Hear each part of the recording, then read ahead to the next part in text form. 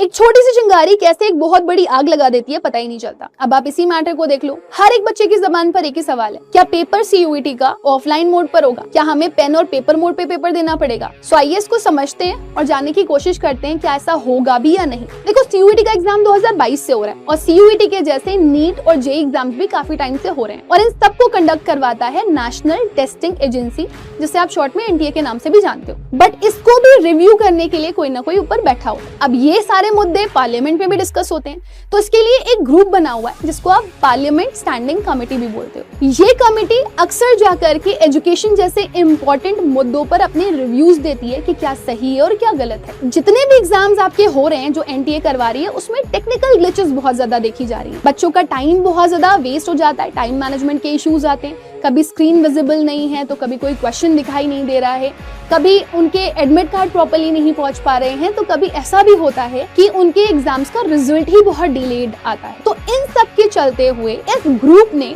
एक सजेशन दिया पार्लियामेंट में कि अगर पेपर ऑफलाइन मोड पर होगा, यानी कि पेन और पेपर मोड पे दिया जाएगा, तो हम इन ग्लिचेस से बच सकते हैं। सब स्टूडेंट पूछ रहे हैं कि मैम पेपर ऑफलाइन होगा, तो बेटा मैं आपको बता दूं, CUET के पेपर ऑफलाइन होने के लिए कोई ऑफिशियल स्टेटमेंट नहीं आया है। This is just a suggestion.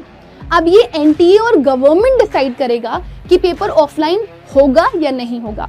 आपकी क्या राय है इस पे, पेपर ऑफलाइन होना चाहिए या नहीं होना चाहिए? मुझे कमेंट सेक्शन में बताइएगा और आगे कोई भी अपडेट मिलती है तो इसकी इन्फॉर्मेशन हम आपको टाइमली हमारे चैनल पर दे देंगे। All the best.